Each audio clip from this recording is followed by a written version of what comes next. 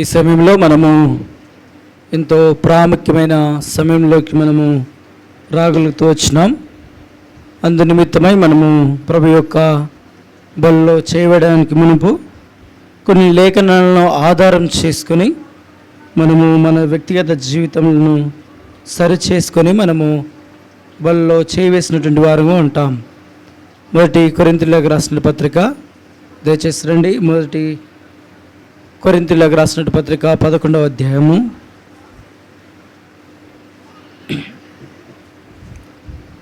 కొరింథీయులకు రాసిన మొదటి పత్రిక 11వ అధ్యాయము 28వ వచనము 29వ వచనము అందరం కలిసి చదువుకుంటాం. 28, 29వ వచనాన్ని మనం అందరము కలిసి చదువుకుంటాం. కాబట్టి ప్రతి మనుష్యుడు తన్ను తాను పరీక్షించుకున్న వలను అలాగూ చేసి ఆ రొట్టెని తిని ఆ పాత్రలోనిది త్రాగవలను. 29వ వచనం, ప్రభు శరీరమన్నీ వివేచింపక త్రిని త్రాగువాడు తనకు శిక్షా విధి కలుగుటకే త్రిని తాగుచున్నాడు. మరో లేఖన భాగాన్ని మనం గమనిస్తాం. రండి. ఆదికాండము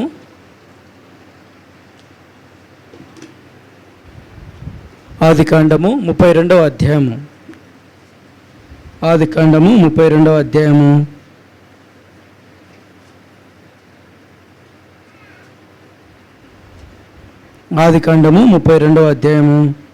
27వ వచనాన్ని అందరం కలిసి చదువుకుంటాం.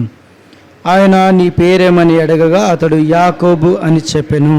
మరొకసారి చదువుకుంటాం ఈ లేఖనాన్ని. ఆయన నీ పేరేమని అడగగా అతడు యాకోబు అని చెప్పెను. దేవుని సహాయం నిమిత్తమై మనం ప్రార్థనలో ప్రవేశిస్తాం. ప్రార్థన చేసుకుంటాం. మోకరించగలిగిన వారందరూ దయచేసి మోకరించవలసిందిగా ప్రభుపేట మనవి చేస్తూ ఉంటున్నాం. ప్రభుపేట మనవి చేస్తున్నాం. మోకరించగలిగిన వారందరూ దయచేసి మోకాల మీదకి రావాలి. మా ప్రియమైన పరలోకపు తండ్రి, నీ దయగల నామానికి వందనాలు, స్తుతులు, స్తోత్రములు చెల్లిస్తూ ఉంటున్నాం.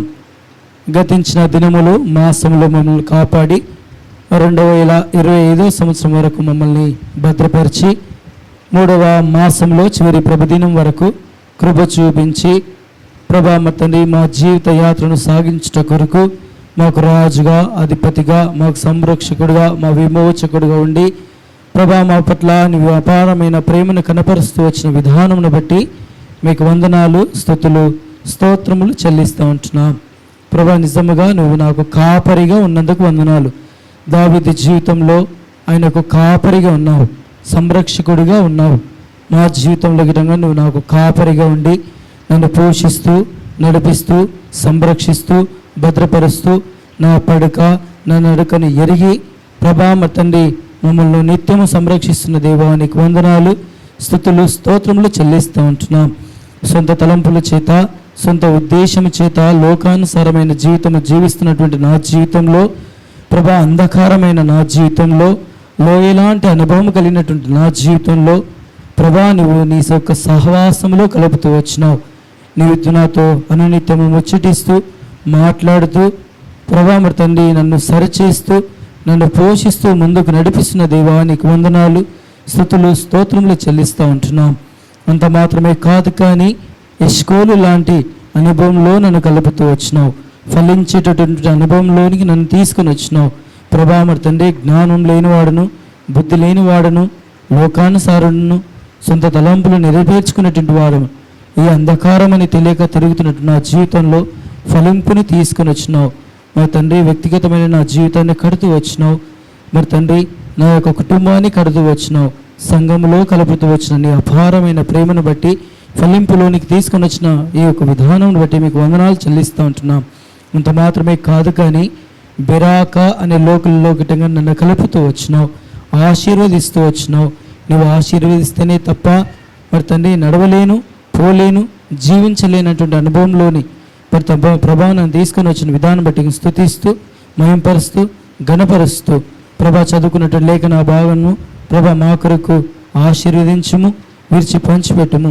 యోగ్యమైన రీతిలో మా యొక్క తండ్రి వ్యక్తిగత జీవితాన్ని విడిచి ప్రభా మరి తండ్రి మేము ఎక్కడ పరీక్షించుకోవాలో, దేన్ని పరీక్షించుకోవాలో పరీక్షించుకొని, దేన్ని విడిచిపెట్టాలో దాన్ని విడిచిపెట్టి యోగ్యులుగా ఎంచబడి ప్రార్థన పూర్వకంగా నీ యొక్క శరీరమును, నీ యొక్క రక్తమును ప్రభా మా తండ్రి తాగుటకు మాకు అధికారము దయచేస్తున్నామని నీ యొక్క అధికారం కిందికి వస్తూ నా సొంత తలంపులు ఉద్దేశాలు కొట్టివేసి ప్రభా నీ యొక్క మాటలు పలుటకు నువ్వే శక్తి సామర్థ్యాలు దయచేసి పరలోకం నుంచి నీవు ఏమైనా అనుగ్రహిస్తేనే తప్ప నేను మాట్లాడలేను, నిలబడలేనని నిజముగా ఒప్పుకొంచు నన్ను నేను తగ్గించుకుంటూ నీ నామాన్ని హెచ్చిస్తూ యేసుక్రీస్తు వారి నామంలో ప్రార్థిస్తున్నాను మా తండ్రి, ఆమేన్.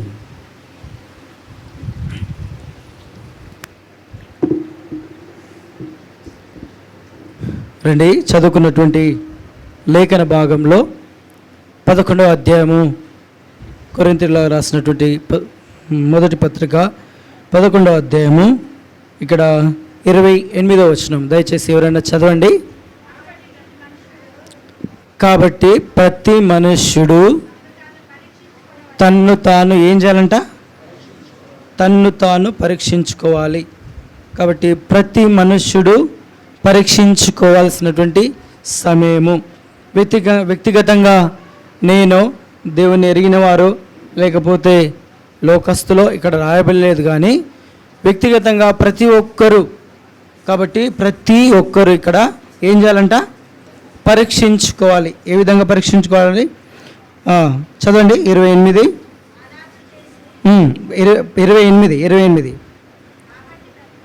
కాబట్టి ప్రతి మనుష్యుడు తన్ను తాను పరీక్షించుకొనవలెను, అలాగు చేసి ఆ రొట్టెని తిని ఆ పాత్రలోనిది త్రాగవలెను. కాబట్టి ఇది వ్యక్తిగతమైనటువంటి పరీక్ష.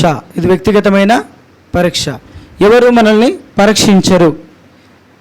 ఒకవేళ వేరే వాళ్లకు పరీక్షించడానికి గిటంగా అవకాశం ఇస్తే ఏం చేస్తాను చెప్పండి? వాళ్ళలో ఉన్నటువంటి చెడుతనము, వారి యొక్క మాటలు, వారి యొక్క స్థితిగతులు మనకు గుర్తుకొస్తాయి. అప్పుడు ఏమనుకుంటామంటే వీడు ఇంత అభాగ్యుడు, వీడు ఎన్నిక లేనివాడు, వీడు దౌర్భాగ్యుడు అని ఎదుటి వారిని మనం ఏం చేస్తాం? తీర్పు తీరుస్తాం. కానీ ఆ ఎదుటివారు తీర్పు తీర్చలేనంతగా ఒకటి ఉంది. అది ఏంటి అంటే మన వ్యక్తిగతమైన జీవితము. ఆ వ్యక్తిగతమైన జీవితంలో ఎవరు పరీక్షించుకోవాలని ఉంది అని అంటే తన్ను తానుగా వ్యక్తిగతముగా పరీక్షించుకోవాలి. ఏ విధంగా అనంటే నా జీవితం ఏంటి, నా పరిస్థితి ఏంటి, నా మనస్సు ఏంటి, నా స్థితిగతులు ఏంటి అని ఇది వ్యక్తిగతంగా పరీక్షించుకోవాల్సినటువంటి సమయం. ఒకవేళ ఇది వ్యక్తిగతంగా పరీక్షించుకోకపోతే ఇతరులను పరీక్షిస్తే ఒకనాడు తీర్పులో ఏమవుతా చెప్పండి? ధనవంతుడు, ఇంకొకరు ఎవరంట చెప్పండి? లాజరు. ఏమవుతూ వచ్చినారు? ధనవంతుడు ఎక్కడున్నాడు? లాజర్ ఎక్కడున్నాడు? రొమ్మునున్నాడు. ఇప్పుడు ధనవంతుడు ఏం చేస్తూ వచ్చినాడు? ఏమని అరిచిండు చెప్పండి? ఏమని అరిచిండు ఆయన? దాహం.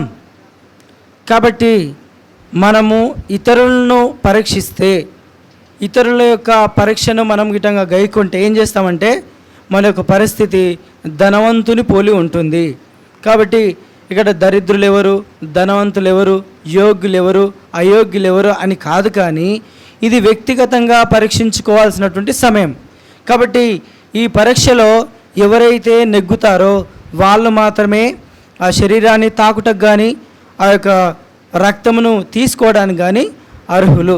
కాబట్టి మరి ఇక్కడ గిటంగా ఒక పరీక్ష ఉంది. మన ముందు ఉంచబడినటువంటి బలలో చెయ్యి వేసినా ఏమవుతుందంట? శిక్షార్హులు అవుతారు. చెయ్యి వేయకపోయినా శిక్షార్హులు అవుతారు. తెలుసా విషయము? చెయ్యి వేసినా శిక్షకు పాత్రలు అవుతారు, చెయ్యి వేయకపోయినా శిక్షకు పాత్రలు అవుతారు. ఇది ఎంతమందికి తెలుసు చెప్పండి? ఇది సుమారుగా అందరికి తెలుసు. అయితే శిక్షకు పాత్రులు అనగా చెయ్యి వేస్తే శిక్షకు పాత్రలు అంటే తన్ను తాను పరీక్షించుకోకుండా ఉంటే 29వ వచనం నెరవేరుతుంది. దయచేసి చదవండి. వివేచింపక తిని త్రాగువాడు చాలు. ఒకవేళ మనము బల్లో పాలు పొందులు పొందితే, ఏ విధంగా పరీక్షించుకోకుండా బల్లో పాలు పొందులు పొందితే ఏమవుతామంట? శిక్షకు పాత్రలం అవుతాం. మరి రక్షింపబడ్డాం, బాగానే ఉన్నది. తర్వాత దేవుడే మన రక్షకుడని తెలుసుకున్నాం, బాగానే ఉంది. అనేక ప్రసంగాలలో దేవుని యొక్క మహత్యమును గొప్పతనాన్ని తెలుసుకున్నాం, బాగానే ఉంది. కానీ వ్యక్తిగతమైన జీవితాన్ని పరీక్షించుకున్నప్పుడు మనలో వెలితి కనిపిస్తుంది, లోటు కనిపిస్తుంది. ఈ లోటును బట్టి మనము బలలో పాలు పొందులు పొందట్లేదు. ఒకవేళ బలలో పాలు పొందులు పొందకపోతే చదవండి, ఎప్పటి వరకు చేయాలంట? 23వ వచనం చదవండి. నేను మీకు అప్పగించిన దాన్ని పొర్వల్ల పొంది తిని, చదవండి. ప్రభు అయిన యేసు ఒక రొట్టెను ఎత్తుకొని కృతజ్ఞతాస్తుతులు చెల్లించి దాన్ని విరిచి, ఇది మీ కొరకైన నా శరీరము, దీన్ని ఎప్పటివరకంట? చదవండి. నన్ను జ్ఞాపకం చేసుకున్నటకు దీన్ని చేయడానికి చెప్పారు. ఎప్పటివరకు చేయాలంట? ఆయన వచ్చేంత వరకు చేయాలి. ఏం చేయాలి? ఆయన బల్లో ఏం చేయాలి? చేయవేయడం. ఎప్పటివరకు చేయాలంట? ఆయన వచ్చేంత వరకు చేయాలి. ఇప్పుడు బల్లో వ్యక్తిగతంగా పరీక్షించుకొని విధంగా పాలు పొంతులు పొందకపోతే శిక్ష ఉంటుంది. పరీక్షించుకున్నప్పటికీ లోటుగా అనిపిస్తే విడిచిపెట్టకుండా ఉంటే విధంగా ఏమవుతుందంట? శిక్ష ఉంటుంది. కష్టమైపోయింది కదా, ఇది కష్టమే కదా. కాబట్టి ఏం చేయాలనంటే పరీక్షించుకోవాలి, విడిచిపెట్టాలి, ప్రార్థనపూర్వకంగా ప్రభు యొక్క బల్లలో చేవేయాలి. ఒకవేళ పరీక్షించుకున్నావు, ప్రార్థనపూర్వకంగా విడిచిపెట్టినావు, బల్లలో చేయి వేసినావు, ఇంకొకసారి అదే తప్పును కానీ మనం చేస్తే గిటంగా ఏమవుతామంట? రోగులు అనేక మంది ఏమవుతున్నారంట? రోగులు అవుతున్నారు. ఇంకేం చేస్తున్నారు? నిద్రిస్తున్నారు. కాబట్టి మన జీవితంలో ఎందుకు ఈ కునుగుపాటు వస్తుంది? ఎందుకు ఆశీర్వాదాలను పోగొట్టుకుంటున్నాం? ఎందుకు మన ఇంకా వ్యక్తిగతంగా నష్టం వస్తుంది? ఇంకా యవన జీవితంలో రక్షింపబడిగిటంగా ఎందుకు ఉద్యోగాలు రావట్లేదు? ఇంకా ఫలించలేకపోతున్నామంటే కారణము ఆయన శరీరమని, ఆయన రక్తమని దాన్ని గ్రహింపులోనికి రాలేకపోవడమే. కాబట్టి మనము చదువుకున్నటువంటి లేఖన భావంలోకి వెళ్తాం. కాబట్టి ప్రతి మనుష్యుడు పరీక్షించుకోవాలి, తన వ్యక్తిగత జీవితాన్ని పరీక్షించుకొని ప్రార్థనపూర్వకంగా తన లోటుపాట్లను, తన వ్యక్తిగత జీవితంలో ఉన్నటువంటి ఆ యొక్క ఆయాస్కరమైన పరిస్థితిని వదిలిపెట్టి ప్రభువుకు యోగ్యులుగా ఎంచి మనము బలలో చేయి వేసినటువంటి వారిగా ఉండాలి. రండి చదువుకున్నట్టు లేఖన భావంలోకి వెళ్తాం. 32వ అధ్యాయం, ఆదికాండము 32వ అధ్యాయము 26వ వచనము చదవండి దయచేసి ఎవరైనా. ఆయన తెల్లవారుచున్నది గనక నన్ను పోనిమ్మనగా నీవు నన్ను ఆశీర్వదించితేనే కానీ నిన్ను పోనివ్వనను. ఇక్కడ ఎవరు కనిపిస్తున్నారు మనకు చెప్పండి? ఎవరు? ఈయన ఎవరంట? యాకోబు.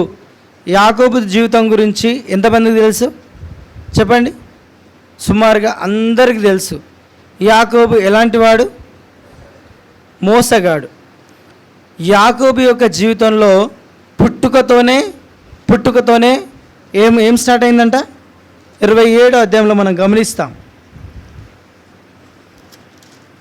25వ అధ్యాయం 25వ అధ్యాయంలోనే మనం గమనిస్తాం. పుట్టుకతోనే తల్లి గర్భంలో ఉన్నప్పుడే యాకోబు స్వభావం ఏంటిదో మనం గమనిస్తాం. 25వ అధ్యాయము 23వ వచనము 22వ వచనం చదవండి. ఆమె గర్భంలో శిశువులు ఒకనితోనొకడు పెనుగులాడిరి కనుక ఆమె ఈలాగైతే నేను బ్రతుటకు అందుకొని ఈ విషయమై యెహోవాకు అడగగా అప్పుడు యెహోవా ఆమెతో ఏమని సెలవిస్తూ వచ్చినాడు? నీ గర్భంలో ప్రత్యేకంగా వచ్చును, బలిష్టమై ఉండును. చాలు. ఇక్కడ మనం గమనించినట్లయితే ఇక్కడ పెనుగులాట స్టార్ట్ అయింది యాకోబు జీవితంలో. తన తల్లి గర్భంలో ఉన్నప్పుడే పెద్దవాడితో పెనుగులాట స్టార్ట్ అయిపోయింది. ఈ పెనుగులాట కారణం చేత తల్లి గర్భంలో ఏదో జరుగుతుందని ఎంచి నేను బ్రతుకుతానో చస్తానో అని తల్లి దేవునికి మొరపెడుతూ వచ్చింది. కాబట్టి దేవుడు ఏం చేస్తూ వచ్చినాడు ఆమెకు ఒక మాట చెప్పినాడు. ఏమని? చిన్నవాడు పెద్దవాని కంటే బలిష్ఠుడవుతాడు, పెద్దవాడు చిన్నవాడికి ఏమవుతాడు? దాసుడవుతాడు. ఈ మాటను పట్టుకుంది. ఎవరామె చెప్పండి? ఎవరు తల్లి? ఎవరు? రెబ్కా. కాబట్టి రెబ్కా ఈ మాటను పట్టుకొని ఏం చేస్తూ వచ్చిందంటే, రాగానే భూమి మీదకి వాళ్ళు రాగానే పుట్టగానే ఏం చేయబడుతూ వచ్చినారంటే వేరు చేయబడుతూ వచ్చినారు. కాబట్టి మొదటి కుమారుని ఎవరు ఇష్టపడుతూ వచ్చినారు? ఎవరు చెప్పండి? తండ్రి ఇష్టపడుతూ వచ్చినాడు. మరి రెండో కుమారుని ఎవరు ఇష్టపడుతూ వచ్చినారు? ఇప్పుడు తల్లి స్వార్థపడాలా, తండ్రి స్వార్థపడా? చెప్పండి. పిల్లల్ని ఎవరు ఏడుపరిచి చేసినారు చెప్పండి? ఒకటే కడుపులో పుట్టినారు. పాపం పెద్దవాడు ఏం చేసినాడని తల్లికి ఎందుకు వేరుపాటు? కానీ తల్లికి దేవుడు బయలుపరిచినటువంటి ఆ వాక్కును బట్టి ఏం చేస్తూ వచ్చింది తల్లి? చిన్నోడి పక్షాన ఉంది. తండ్రి అమాయకుడు పాపం. కాబట్టి ఎవరిని ఎంచుకుంటూ వచ్చినాడు? పెద్ద కుమారునికి. మన జీవితంలో గిటంగా, మన కుటుంబాల గిటంగా బాధ్యత ఎవరికి అప్పగిస్తారు చెప్పండి? పెద్దవాడికా చిన్నవాడికా? అది ఎవరు నియమిస్తారు చెప్పండి? ఎవరు నియమిస్తారు? తండ్రి. కాబట్టి మన కుటుంబాల్లో గిటంగా వ్యక్తిగతమైన పోషణ, తర్వాత వారి బాగోగులు, తర్వాత వాళ్ళు ఏ విధంగా ప్రయోజకులు కావాలి, తర్వాత ఎలాంటి స్థితిలో ఉండాలి, తర్వాత తదనంతరము తండ్రి ఆ కుటుంబ బాధ్యతలను పెద్ద కుమారునికి ఏం చేస్తాడు చెప్పండి? అప్పగిస్తాడు. కాబట్టి వివేచన జ్ఞానమును తండ్రి దగ్గర నేర్చుకొని, కుటుంబ పోషణకు కావాల్సిన జ్ఞానము నేర్చుకొని, ఆ విధంగా తదనంతరము తన కుటుంబాన్ని పోషించాలనే ఉద్దేశంతో ఆయన మంచోడు గనక ఏం చేస్తూ వచ్చినాడు? పెద్ద కుమారుని ఎంచుకుంటూ వచ్చినాడు. ఇప్పుడు తల్లి ఎలాంటివి చెప్పండి? ఏమి తెలుసుకొని తల్లి చిన్న కుమారుని ఎంచుకుంటూ వచ్చింది చెప్పండి? ఏమి ఎంచుకొని? ఇప్పుడు తండ్రి తర్వాత యాకోబు కుటుంబాన్ని ఏలానైనా చెప్పండి? లేదు. ఏళ్తారా చెప్పండి? కుటుంబ బాధ్యత పెద్దవాడు వహిస్తాడు. మరి చిన్నోడి పక్షాన తల్లి ఎందుకుంటూ వచ్చింది అని అంటే దేవుడు బయలుపరిచిన జ్ఞానమును బట్టి. కాబట్టి తల్లి పెద్దోడు చిన్నోడికి దాసుడు అవుతాడు. ఆ విషయాన్ని బట్టి తల్లి చిన్న కుమారుని పక్షాన ఉంది. స్వార్థపరురాలుగా ఆలోచించింది, వేరు చేయబడుతూ వచ్చింది. తర్వాత తనకు మందదృష్టి కలిగినప్పుడు, ఎవరికి? తండ్రికి మందదృష్టి కలిగినప్పుడు ఏం చేస్తూ వచ్చినాడు? ఒక కోరిక కోరుతూ వచ్చినాడు. ఏమని ఆ కోరిక చెప్పండి? పెద్ద కుమారునికి ఏమని ఆజ్ఞ ఇచ్చినాడు? బాబు నువ్వు ఏం చేయాలంట? అడవికి వెళ్ళి వేటాడి ఏం చేయాలంట? ఆహారం సంపాదించి దాన్ని వండి ఎవరికి పెట్టాలి? తండ్రికి పెట్టాలి. ఆయన తిని ఏం చేస్తాడంట? ఎవరన్నా తండ్రి కానీ తల్లి కానీ తిండి పెడితే ఆశీర్వదిస్తారా చెప్పండి? తిండి పెడితే ఆశీర్వదిస్తారా? లేకపోతే నా పిల్లలు బాగుండాలని ఎట్లున్నా కానీ ఆశీర్వదిస్తారా చెప్పండి? వాడు మంచోడైనా చెడ్డోడైనా ఏం చేస్తాం? మంచి బతుకుతే చాలు. పిల్లలు బాగా కోరుతామా, కీడు కోరుతామా? మంచిగా ఉండాలనే ఉద్దేశంతో ఎలాగైనా ఆశీర్వించాలి. నేను ఏం చేస్తూ వచ్చినాడు చెప్పండి? ఏం చేసిండు? నువ్వు నాకు మంచి ఆహారం సిద్ధపరచు, నేనేం చేస్తా? ఆశీర్వదిస్తా. అది ఎవరు విన్నారు? మళ్ళీ భార్య విన్నది. చిన్న కుమారుని సిద్ధం చేసింది. మందలో ఉన్న ఈయన అడవికి వెళ్ళిండు, ఆమె ఏం చేస్తూ వచ్చింది? మందకి వెళ్ళింది. దాన్ని వధించినారు, ఇంకా సిద్ధం చేసినారు. భార్యకి తెలుసు కదా భర్త ఎలాంటి ఆహారం తింటాడు, ఎంత రుచికరమైన భోజనం తింటాడు, ఆయన కారం ఎక్కువ వేయాలన్నా తక్కువ వేయాలన్నా, ఉప్పు ఎక్కువ వేయాలన్నా తక్కువ, ఇవన్నీ తెలుసా తెలియదా?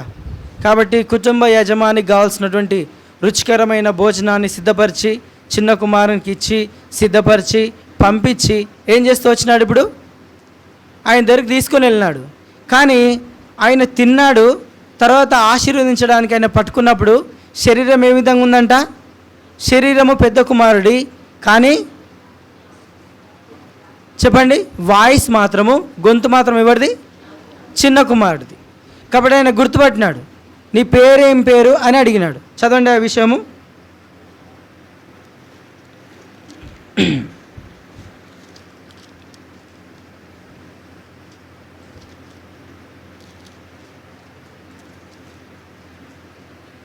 ఆ 27వ అధ్యాయము 27వ అధ్యాయం 22వ వచనం. యాకోబు తన తండ్రి అయిన ఇస్సాకు దగ్గరికి వచ్చినప్పుడు అతడు అతన్ని తడివి చూచి, స్వరము యాకోబు స్వరము కానీ చేతులు ఏశావు చేతులే అనెను. కాబట్టి యాకోబు చేతులు అతన్ని అన్నయిన ఏశావు చేతుల వలె రోము గలైన ఇస్సాకు అతన్ని గుర్తుపట్టలేక అతన్ని దీవించెను. కాబట్టి ఏం చేస్తూ వచ్చినాడంట? గొంతు ఎవరిది? యాకోబుది. శరీరం ఎవరిది? ఆయన అడిగినా ఏమన్నాడు? నేనే అన్నాడు. తిన్నాడు, ఆశీర్వదించినాడు. ఆశీర్వదించిన తర్వాత వెళ్ళిపోయినాడు. ఇప్పుడు ఏశావు వచ్చినాడు, పెద్ద కుమారుడు వచ్చి ఏం చేస్తూ వచ్చినాడు?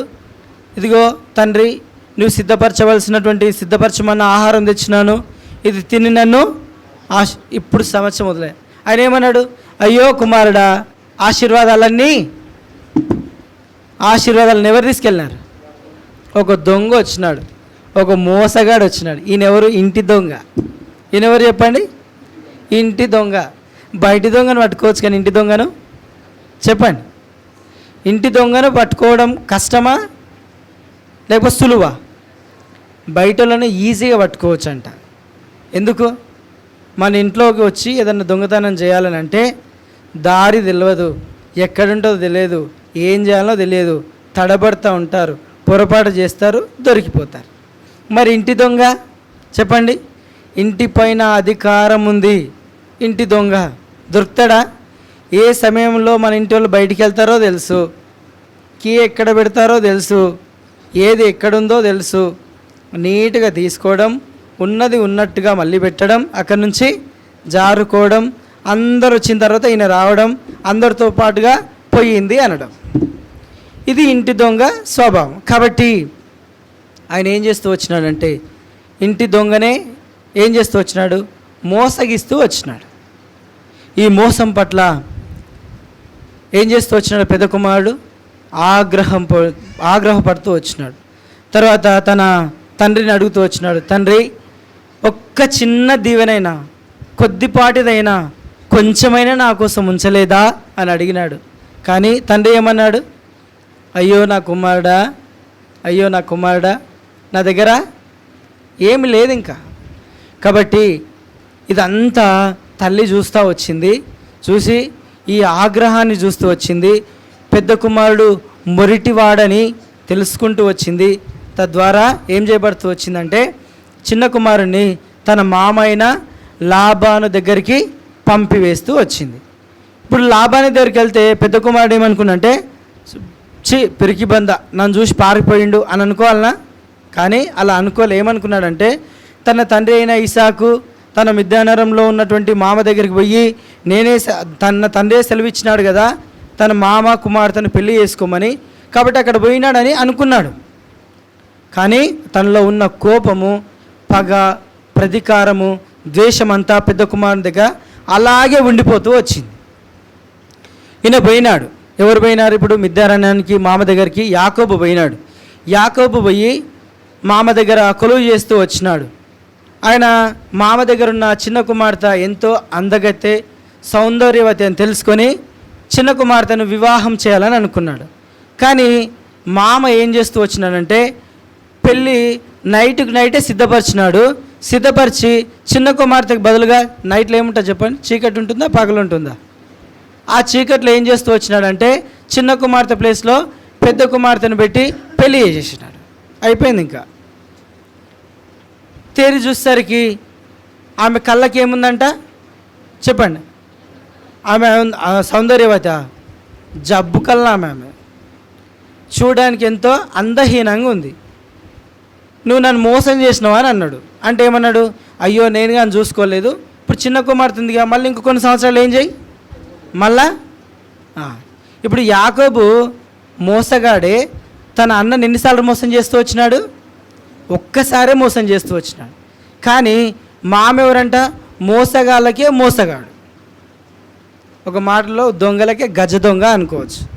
కాబట్టి మోసగాళ్ళకే మోసగాడు. కాబట్టి ఈయన ఒక్కసారి మోసం చేసినాడు, మామ 2 సార్లు మోసం చేస్తూ వచ్చినాడు. కాబట్టి ఆ మోసగింపబడిన కారణం చేత ఇద్దరు పిల్లల్ని ఎవరికి ఇచ్చినాడు? యాకోబుకి ఇచ్చినాడు. ఇచ్చిన తర్వాత ఇవ్వడమే కాదు, ఆయన ఎదుగుతున్నాడు, ఆశీర్వదింపబడ్డాడు. భూ సంబంధమైన ఆశీర్వాదము అబ్రహాముకు దేవుడు బయలుపరిచినాడు. తర్వాత తన కుమారుడైన ఇస్సాకుకు బయలుపరిచినాడు. తర్వాత ఇస్సాకు చేత ఆశీర్వింపబడ్డాడు. భూ సంబంధమైన ఆశీర్వాదమును పొందుకున్నటువంటి యాకోబు దినదినము వర్ధిల్లుతూ మందల పరంగా కానీ పిల్లల పరంగా కానీ భూలోక సంబంధమైన ఆశీర్వాదాలు అన్నీ పొందుకుంటూ వచ్చినాడు. పొందుకున్న తర్వాత ఇప్పుడు మామ, ఈర్ష, ద్వేషము, కపటము మొదలవుతూ వచ్చింది. ఏం చేయాలి? వీడు నా దగ్గరికి కూలి పని కోసం వచ్చిండు, నా పిల్లల్ని పెళ్లి చేసుకున్నాడు, నాకంటే ఎక్కువ విస్తారమైన ఆస్తి వీడికి కలుగుతుందని తనలో ద్వేషం మొదలవుతూ వచ్చింది. కాబట్టి లాబాను యొక్క కొడుకులు గిటంగా ద్వేషపూరితమైనటువంటి చర్యను కనపరుస్తూ వచ్చినారు. కాబట్టి తండ్రి కొడుకులు కలిసి ఇప్పుడు యాకోబు దగ్గర ఆస్తిని అంతా తీసుకోవడానికి ఏం చేస్తూ వచ్చినారు? ఇప్పుడు పూనుకుంటూ వచ్చినారు. కాబట్టి యథార్థంగా మామ దగ్గర చెప్పినాడు, నేను ఇంకా కొలువు చేయను, నా ఆస్తి అంతా తీసుకొని నేను చేస్తా, ఇప్పుడు నా యొక్క స్వదేశానికి నేను ఇప్పుడు బయలుదేరుతా, వద్దు చాలా అనుకొని తెగదెంపులు చేసుకొని ఇప్పుడు బయలుదేరుతున్నాడు. ఇప్పుడు రండి 32వ అధ్యాయం, ఆదికాండము 32వ అధ్యాయం మనం చదువుకున్నటువంటి లేఖన భావనలోకి వెళ్తాం. కాబట్టి ఇక్కడ ఒక సమస్య ఏర్పడింది. మామ దగ్గర నుంచి బయలుదేరి స్వదేశానికి వస్తున్నటువంటి యాకోబు జీవితంలో ఒక సమస్య. వెనుక ఎవరున్నారు? మామ ఉన్నాడు. ముందెవరున్నారు చెప్పండి? ముందెవరున్నారు? తన అన్న ఉన్నాడు. స్వదేశానికి వెళ్తే, సొంత గూటికి వెళ్తే అన్న ఏం చేస్తాడు? ఇప్పుడు చంపేస్తాడు. ఒకవేళ అక్కడే ఉంటే ఆస్తులు నష్టం చేసుకొని అన్నీ లాక్కొని మళ్ళీ ఎక్కడే చేస్తాడు ఆయన? తన మామ ఏం చేస్తాడు? మళ్ళా భేదకరమైనటువంటి పరిస్థితిలోకి నెట్టివేస్తాడు. కాబట్టి ఇక్కడ ఈ అయస్కరమైనటువంటి పరిస్థితిలో ఏం చేస్తూ వచ్చినాడంటే 26వ వచనం దయచేసి చదవండి. 32వ అధ్యాయము 26వ వచనం. ఆయన తెల్లవారుచున్నది గనక నన్ను పోనిమ్మనగా నీవు నన్ను ఆశీర్వదించితేనే కానీ నిన్ను. ఇప్పుడు యాకోబుకు ఏ ఆశీర్వాదం తక్కువైందని? ఈయనను దేవుడు ఇంకా ఏమని ఆశీర్వదించాలి చెప్పండి? భూలోక సంబంధమైన ఆశీర్వాదాలు అన్నీ. ఆయన నిందను కొట్టివేయాలని ఆయనకు సంతానాన్ని కలుగజేస్తూ వచ్చినాడు. 2 భార్యలు ఉన్నారు, పిల్లలున్నారు, గొడ్లున్నాయి, సంతానం ఉంది, విస్తారమైన ఆస్తి ఉంది. కానీ దేవుని ఎందుకు ప్రాధేయపడుతున్నాడు ఈయన అనంటే, ఆయన ఆశీర్వాదం ఎలాంటిదనంటే, ఆయన ప్రార్థన ఎలాంటిదనంటే, తన అన్నను మోసగించాలని, ఆ ఆశీర్వాదము కొల్లగొట్టాలన్నటువంటి ప్రార్థన పరుడైనటువంటి యాకోబు జీవితము ఇప్పుడు ప్రాణాపాయకరమై వచ్చింది. అందుకే ఏం చేస్తున్నాడంటే నీవు నన్ను ఆశీర్వదించితేనే తప్ప నిన్ను నేను పోనేడు. కాబట్టి ఈయన ఏమని ప్రార్థన చేస్తున్నాడంటే ఆశీర్వాదమును గురించి ప్రార్థన చేస్తున్నాడు. ముందుకు ఎలాంటి ప్రార్థన చేస్తున్నాడు? ముందు ఎలా ఉంటున్నాడు చెప్పండి? కొల్లగొట్టే స్వభావము, తీసివేసుకునే స్వభావము. ప్రభా నాకు అది ఇవ్వు, నాకు ఇది ఇవ్వు, భూలోక సంబంధంగా అది కావాలి ఇది కావాలని అడిగినాడు. ఇప్పుడు మాత్రము తన ప్రాణానికి థ్రెట్ ఉంది కాబట్టి ఏమడుగుతున్నాడు ఈయన చెప్పండి? నీవు నన్ను ఆశీర్వదించితేనే తప్ప. ఇది ఏ ఆశీర్వాదం అంటే ఎఫెసీయులకు రాసిన పత్రికలో ఉంటుంది. 1వ అధ్యాయము 3వ వచనం దయచేసి ఎవరైనా చదవండి. ఎఫెసీయులకు రాసిన పత్రిక 3వ అధ్యాయం 1వ వచనం.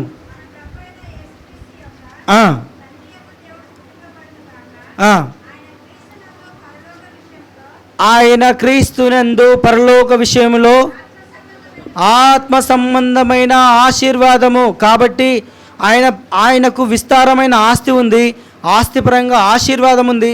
అలాంటి ప్రార్థన పరుడైనటువంటి యాకోబు జీవితంలో ప్రాణానికి థ్రెట్ ఉంది. కాబట్టి ప్రాణానికి గ్యారంటీ లేదు. కాబట్టి ఆయన ప్రాధేయపడుతున్నాడు, ప్రార్థిస్తున్నాడు. ఏమని అనంటే నువ్వు నన్ను ఆశీర్వదిస్తేనే తప్ప, పరలోక సంబంధమైన ఆ యొక్క ఆశీర్వాదం నాకు దయచేస్తేనే తప్ప నిన్ను నేను పోనివ్వను. కాబట్టి ముందు స్వార్థపూరితమైనటువంటి ప్రార్థన కలిగినటువంటి యాకోబు జీవితంలో ఇప్పుడు ఎలాంటి ప్రార్థన పరంగా ఉన్నాడనంటే, ఎలాంటి ప్రార్థన ఉన్నాడు యాకోబు? ప్రార్థన ఏమవుతూ వచ్చింది? ఇప్పుడు పరలోక సంబంధమైన ఆశీర్వాదముగా ఉంది. కాబట్టి యాకోబు జీవితం మోసకరమైనదే, కొల్లగొట్టే స్వభావమే.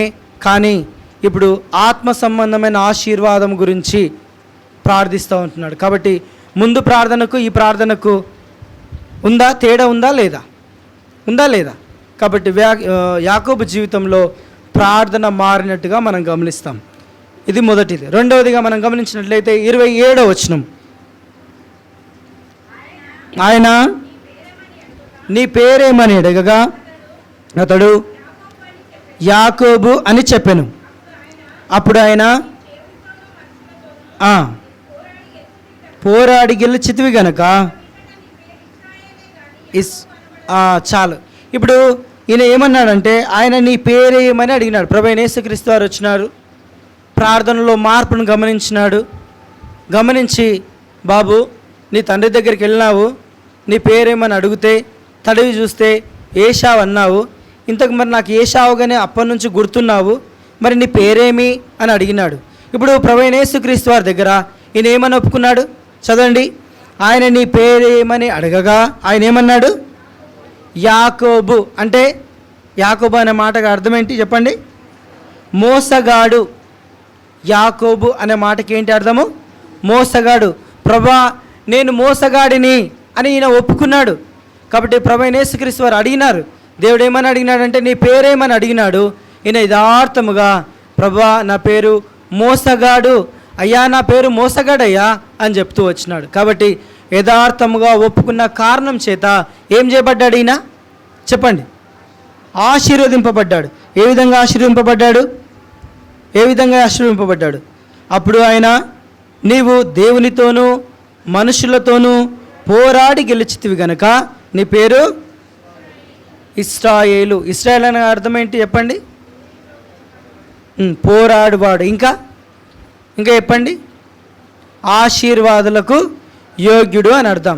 కాబట్టి నేడు ఇశ్రాయేల్ దేశాన్ని మనం చూస్తాం ఎంత ఆశీర్వాదకరంగా ఉందో. 100 దేశాలు కలిసి ఒకసారి దాడి చేసినా ఇజ్రాయెల్ దేశాన్ని ఓడించలేవంట. ఎందుకు చెప్పండి? ప్రతి ఒక్కరి ఇంట్లో ఏముంటాయి చెప్పండి? ఆ యొక్క బాంబులు పెట్టి పేల్చినా ఏం పేల్చినా ఆ యొక్క సెల్స్ ఉంటాయంట. కాబట్టి బాంబు పేలినప్పుడు ఆ సెల్లోకి వెళ్ళిపోతారు. దాదాపు 1 సంవత్సరం పాటు తినడానికి తిండి కలిసినవి దాంట్లో ఉంటాయంట. బాంబులు కానీ ఏవి కానీ వాళ్ళను ఏమి చేయలేవు. కాబట్టి ఇశ్రాయేల్ దేశంలో ప్రతి యవ్వనస్తుడు ఏం చేయాలంట? సైన్యంలో ఏం చేయాలి? పోరాడాల్సిందే. మొదటి వాళ్ళకు ఇచ్చినటువంటి ఉద్యోగం ఏంటి అంటే, మొదటగా ఇచ్చే తర్పీదు ఏంటి అని అంటే సైనికులు. కాబట్టి ఇశ్రాయేల్ దేశంలో బహుగా ఆశీర్వదింపబడినట్టు మనం చూస్తాం. ఆ ఇజ్రాయెల్ దేశం ఎటు నుంచి వచ్చింది మరి? ఈయన పేరు మార్చబడిన కారణం చేత, ఆశీర్వదింపబడిన కారణం చేతనే అది వచ్చింది. కాబట్టి మొదటిగా యాకోబు జీవితంలో ప్రార్థన మారుతూ వచ్చింది. రెండవదిగా ఇంకేం మారుతూ వచ్చింది? పేరు మార్చబడుతూ వచ్చింది. రండి, మూడవదిగా ఏమి మార్చబడింది అని అంటే యాకోబు జీవితంలో 31వ వచనము, అతడు పెనియేలు నుంచి సాగిపోయినప్పుడు సూర్యోదయమాయను, అప్పుడతడు తొడకుంటుచు నడిచెను. కాబట్టి ఆయన ప్రార్థన చేస్తున్నప్పుడు ఈ ప్రశ్నలు అడిగిపోయినప్పుడు నన్ను వదులుమని ఒక్క తన్నుదన్నాడు. అప్పుడు ఏమైందంట? ఆయన తొడగూడు ఏమైందంట? కుంటివాడు అయినాడు. దెబ్బ తగిలింది. ఆయన ఏం చేసినాడు? ఆయన వదిలిపెట్టలే. నువ్వు నన్ను ఆశీర్వదించవలసిందే అని ప్రార్థించినాడు. ఆ ప్రార్థన ఆశీర్వాదాన్ని పొందుకున్నాడు. చివరిగా ఆయన ఏమవుతూ వచ్చినాడంటే, అంతకు ముందుగా ఉన్నటువంటి ఆ యొక్క లోకానికి మంచివాడు, లోకంలో ఆశీర్వాదము, లోకంలో ఉన్నటువంటి గొప్పతనము, లోకంలో ఉన్నటువంటి నిందలు అవమానాలు పోయి ఒక రాజభోగాలు అనుభవిస్తూ విస్తారమైన ధనమును కలిగినటువంటి ఆ ధనము కలిగిన ఆ యొక్క యాకోబు ఇప్పుడు లోకము దృష్టిలో ఏమవుతూ వచ్చినాడు? కుంటివాడు అవుతూ వచ్చినాడు. అరే, ఇప్పుడే మంచిగా ఉండే కదా యాకోబు. ప్రార్థనకు ముందు యాకోబు, ప్రార్థన తర్వాత యాకోబు. ప్రార్థనకు ముందు మంచివాడిగా ఉన్నాడు. ప్రార్థన తర్వాత ఏం చేయబడ్డాడు? మార్చబడ్డాడు. ఏ విధంగా మార్చబడ్డాడు? ప్రార్థనకు ముందు లోకం దృష్టిలో మంచివాడు, ఆస్తిపరుడు. ప్రార్థన తర్వాత కుంటివాడు. కాబట్టి ఆ కుంటితనము దేవుని దృష్టిలో మంచిగా మార్చబడుతూ వచ్చింది. కాబట్టి లోకం దృష్టిలో కుంటివాడు అవుతూ వచ్చినాడు, కానీ దేవుని దృష్టిలో మంచివాడుగా మారుతూ వచ్చినాడు. కాబట్టి యాకోబు జీవితంలో నడక మారుతూ వచ్చింది. మొదట గమనిస్తే ఏం మారుతూ వచ్చింది చెప్పండి? ప్రార్థన మారుతూ వచ్చింది. రెండవదిగా ఏం మార్పు చెందుతూ వచ్చింది ఆయనలో చెప్పండి? పేరు మార్పు చెందుతూ వచ్చింది. మూడవదిగా ఏమి మార్పు చెందుతూ వచ్చింది అంటే ఏం గమనించినాం? నడక మారుతూ వచ్చింది. రండి ముందుకెళ్ళినటువంటి వారుగా ఉంటాం. 33వ అధ్యాయము, ఆదికాండము 33వ అధ్యాయము 3వ వచనము. తాను వారి ముందర వెళ్ళుచు తన సహోదరిని సమీపించే వరకు 7 మార్లు సాగిలపడ్డాడు. ఇంతకుముందు అయితే పోయేటప్పుడు సాగిలపడ్డాడా చెప్పండి? ఆశీర్వాదాలు తీసుకున్నాడు, బాగానే ఉంది. తర్వాత వెనక్గానే మళ్ళీ చూడలే. ఎక్కడి వరకు? తన మామను సమీపించినంత వరకు ఇంకా వెనుతిరగలే, వెళ్ళిపోయినాడు. కానీ ఇక్కడ చూసినట్లయితే తిరుగు ప్రయాణంలో ఎప్పుడైతే సొంత గూటికి వస్తున్నాడో ఎన్నిసార్లు మోకరించిండంట చెప్పండి? 7 సార్లు మోకరించిండు. పోయేటప్పుడు తన అన్న పట్ల ఉన్నటువంటి ఆయన మనసులో ఉన్నటువంటి స్వభావం ఏంటంటే వీడికేంది ఇచ్చేది అన్నాడు. మనం గమనిస్తాం, ఆయన చిన్నతనంలో ఆయన్ను కూర ద్వారా, చిక్కుడుగాయల కూర తెలుసా? ఎంతమందికి తెలుసు చెప్పండి? చిక్కుడుగాయ కూర ఇచ్చినాడు, జ్యేష్ఠత్వాన్ని దొంగలించినాడు. వీడు దొంగ, మోసగాడు. తర్వాత పెద్దగా ఏం చేసినాడు? మటన్ పెట్టినాడు, ఆశీర్వాదాలు తీసుకున్నాడు. ఇప్పుడు ఆయన దృష్టిలో అన్న అంటే ఏంటి? చిన్న చులకన. అలాంటి స్వభావంలో ఇప్పుడు యాకోబు తన అన్న పట్ల ఎలాంటి స్వభావం ఉన్నాడంటే ఆయన మనసులో మంచి స్వభావం కనపరిచినాడు. అందుకే ఏం చేస్తూ వచ్చినాడంటే మాటికి ఆ త్రెట్టును బట్టి ఆయన ప్రార్థించినటువంటి వాడిగా చూస్తాడు. కాబట్టి తాను వారి ముందర వెళ్ళుచు తన సహోదరిని సమీపించే వరకు 7 మార్లు నేలను సాగిలపడ్డాడు. ఏమనంటే, ప్రభా, ఇంతకుముందు నేను నా అన్న పట్ల నేనేం చేస్తూ వచ్చినా, వాడు చెడ్డోడు, వాడి మొరిటోడు, వాడికి అవసరమా అనుకొని అన్నాను. కానీ నా అన్న మంచోడు, మంచి స్వభావము, మంచి మనసును దయచేయి ప్రభువా, నా పట్ల కపట స్వభావము తీసివేసి నేను దొంగనే, మోసగాడినే, కానీ నాలో ఉన్నవి అన్నకు ఏం చేస్తా? ఇప్పుడు షేర్ చేస్తా. నా ఆశీర్వాదంలో సగం ఎవరికి ఇస్తా? అన్నకిస్తా అని ప్రార్థించినటువంటి మంచి మనసును కలిగినటువంటి యాకోబును మనము గమనించినట్టుగా చూస్తాం. కాబట్టి యాకోబు యొక్క మనసు మార్చబడుతూ వచ్చింది. రండి గమనిస్తాం మనము 5వ వచనం, 33వ అధ్యాయము 5వ వచనం. ఏశావు కనులెత్తి వీరు నీకేమి కావాలని అడిగినప్పుడు అతడు, మీరు దేవుడు నీ సేవకునికి దయచేసిన పిల్లలే అని. ఇప్పుడు యాకోబు తన అన్నను ఏమన్నాడు ముందు అంటే, వీడు మొరిటోడు, వీడు ఎన్నికలేనోడు, జ్యేష్ఠత్వంను అమ్ముకున్నోడు అన్నాడు. కానీ ఇప్పుడేమన్నాడు చెప్పండి? ఏమన్నాడు? నీ సేవకునికి చదవండి దయచేసిన. ఇప్పుడు సేవకుడు కావాలంటే ఏం చేయాలి చెప్పండి? ఎవరి దగ్గరన్నా కూలీ చేస్తున్నాం అనుకో, వద్దు. ఆనాటి దినాలను గుర్తు చేసుకుంటే మన పెద్దవాళ్ళు కొంతమంది దగ్గర ఏం చేసేవాళ్ళు? పని చేసేవాళ్ళు, జీతం ఉండేవాళ్ళు. ఇప్పుడు ఈయన ఎవరు? జీతగాడు, ఆయన అధికారి. ఆయనకి ఏం చేయాలి? సేవలు చేయాలి. ఎవరు సేవలు చేయాలి చెప్పండి? ఇప్పుడు ఏశావుకు ఆస్తి ఎంత ఉంది, యాకోబుకు ఆస్తి ఎంత ఉంది అని అంటే, యాకోబు ఆస్తిలో ఏశావుకు 25% ఉంది. ఇప్పుడు యాకోబు విస్తారమైనటువంటి ధనమును, ఆస్తిని కలిగిన వాడా ఏశావా? ఏశావు తక్కువ ఆస్తి గలవాడు, యాకోబు ఎక్కువ ఆస్తి గలవాడు.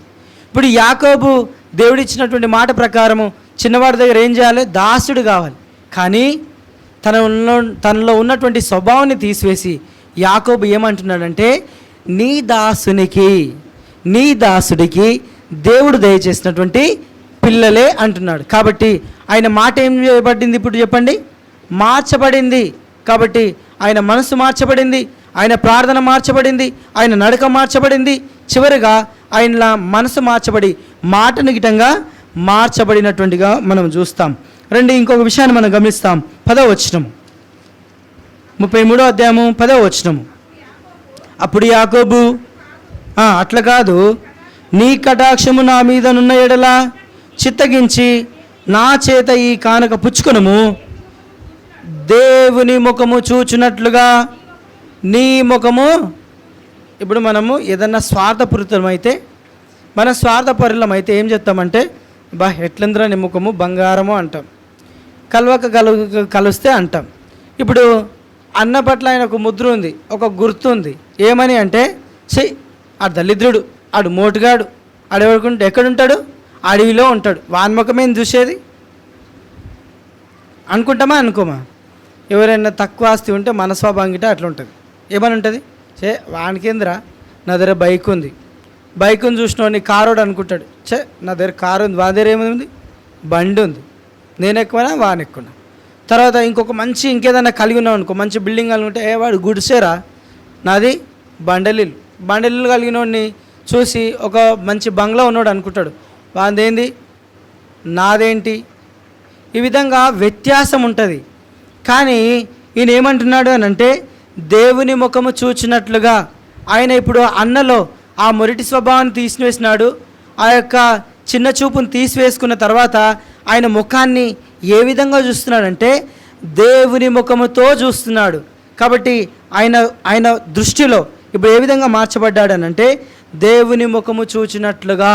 కాబట్టి ఆయన ఎంతో విలువ కలిగినటువంటి వాడు, ఆయన ఎంతో ప్రశస్తమైనటువంటి వాడు, ఆయన నాకంటే పెద్దవాడు అన్నటువంటి యోగ్యమైన విషయాలను తన మనసులో గ్రహింపునకు తెచ్చుకున్నాడు. కాబట్టి ఆయన ఆ మాటను మాట్లాడినట్టుగా చూస్తాం. కాబట్టి యాకోబు యొక్క చూపు గిటంగా ఏం చేయబడ్డది, ఇప్పుడు మార్చబడ్డది. కాబట్టి మనం గమనించినట్లయితే మొదటిగా ఏం మార్చబడ్డదంట, ఏం మార్చబడ్డది చెప్పండి? ప్రార్థన. యాకోబు యొక్క ప్రార్థన మార్చబడ్డది. రెండవది ఏం మార్చబడ్డది? ఆయన పేరు మార్చబడ్డది. మూడవది ఏం మార్చబడ్డదంట? నడక మార్చబడ్డది. నాలుగవదిగా ఏం మార్చబడ్డది? మనస్సు మార్చబడ్డది. ఐదవదిగా ఏం మార్చబడ్డది చెప్పండి? ఐదవదిగా ఏం మార్చబడ్డది? మాట మార్చబడ్డది. 5వ వచనంలో ఉంటుంది. 10వ వచనంలో గమనిస్తాం ఏం మార్చబడ్డదంట? ఆయన చూపు గిటంగా మార్చబడినట్టుగా చూస్తాం. కాబట్టి మన జీవితంలో ఇన్ని విధాలుగా మార్పు చెందినటువంటి వారముగా ఉన్నామా? మనల్ని మనం ఇప్పుడు పరీక్షించుకుందాం. ఇది పరీక్ష సమయం. మన జీవితంలో ఏమి మార్చబడ్డది? నేను ఎక్కువ ప్రార్థన పరుణ్ణి, నా పక్కవాడు అసలు ప్రార్థనే చేయడు. వాడు తక్కువ, నేను ఎక్కువ. ఆయనకు నాకు వ్యత్యాసం ఏంటి? ఆయనకు నాకు ఉన్నటువంటి భేదం ఏమిటి అని ఇంకా నువ్వు తలస్తే ఆ యొక్క ప్రభు యొక్క శరీరంలో ఆయన పాత్రలో చేయవేయటకు మనము అర్హులము కాదు. కాబట్టి నిన్ను వలె నీ పొరుగు వారిని ఏం చేయాలంట? ప్రేమించమన్న దేవుని యొక్క మాటను ఆధారం చేసుకొని మనం ఏం చేయాలి? మన పొరుగు వారిని, మన సంఘస్థులను, సంఘ పెద్దలను, చిన్నలనేమి పెద్దలనేమి ఏం చేయాలి? ప్రేమించాలి. మనకంటే వారిని ఎక్కువ యోగ్యులుగా ఎంచాలి. నువ్వు ప్రార్థన మాత్రమే కనిపిస్తుంది, కానీ తన లోతులో, తన హృదయంలో ఉన్నటువంటి ఆత్మీయ జీవితము కనిపించదు. ఒక ఆయన నేను ఎరుగుదును, ఆయన జీవితంలో ఎలాంటి స్వభావం అని అంటే, నేను మందిరంలో బాగా ప్రార్థన చేస్తా, మంచిగా పాటలు పాడుతా, ఎవరు లేకపోయినా సంఘ ప్రార్థన నేనే తీసుకుంటా, నేనే వాక్యం చెప్తా. కాబట్టి నా ముందున్న వారికి అంటే నేను ఎంతో శ్రేష్ఠుడిని అనుకున్నాడు. కానీ అంతకంటే శ్రేష్టమైన పని, అంతకంటే ఉన్నతమైన పని ఏంటి తెలుసా? ఎక్కడ అనంటే గేటు దగ్గర చీపురు పట్టుకొని ఇంకా ఆ యొక్క బాత్రూంలో గడుగుతూ. ఎందుకు? అది ఎవరి పని అంట చెప్పండి? అది ఎవరి పని? ప్రభు పని. అది ఎలాంటి పని? యోగ్యమైన పని. దానికి నేను వాక్యం చెప్పడానికి యోగ్యుని కాదు. నేను దేనికి యోగ్యుని చెప్పండి? నేను దేనికి యోగ్యుని? నేను దూషించుటకు యోగ్యుని కాదు. నేను దేనికి యోగ్యుని అనేది మన వ్యక్తిగత జీవితంలో మనల్ని మనం పరీక్షించుకోవాలి. ఆయన అన్నాడు, దేవుని ముఖము చూచినట్లుగా నీ ముఖము నేను చూచి తిని అన్నాడు. నువ్వెవరైనా నీ పొరుగు వారిలో అలాంటి స్వభావం కనపరిచినావా? చీ అంటాం. చీ ఎట్లుందిరా నీ ముఖము, చీ ఎట్లుంది నీ ముఖము, ఎట్లుందిరా నీ నడక, ఎలా ఉందిరా నీ పర్సనాలిటీ. ఇలాంటి స్వభావంలో మనం ఉంటాం. కాబట్టి మన జీవితంలో ఎలాంటి వైఖరి కలిగి ఉండాలి అంటే మార్చబడిన యాకోబు లాంటి జీవితమును మనము కలిగి ఉన్నటువంటి వారం ఉండాలి.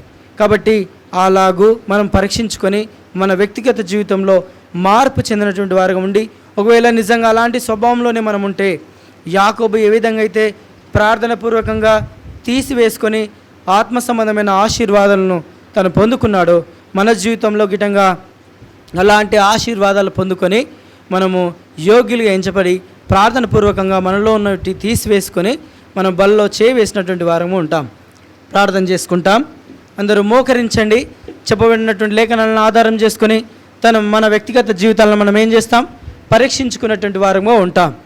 ఆ విధంగా కళ్ళు మూసుకొని మీ వ్యక్తిగత జీవితాన్ని, మీ హృదయంలో ఉన్నటువంటి కలవరాన్ని మన హృదయంలో పొందుపరుచుకున్నటువంటి అపవిత్రతను దేవుని ముందు ఒప్పుకుందాం, విడిచిపెడదాం. ఆ రీతిగా మనం బల్లో చేయి వేద్దాం.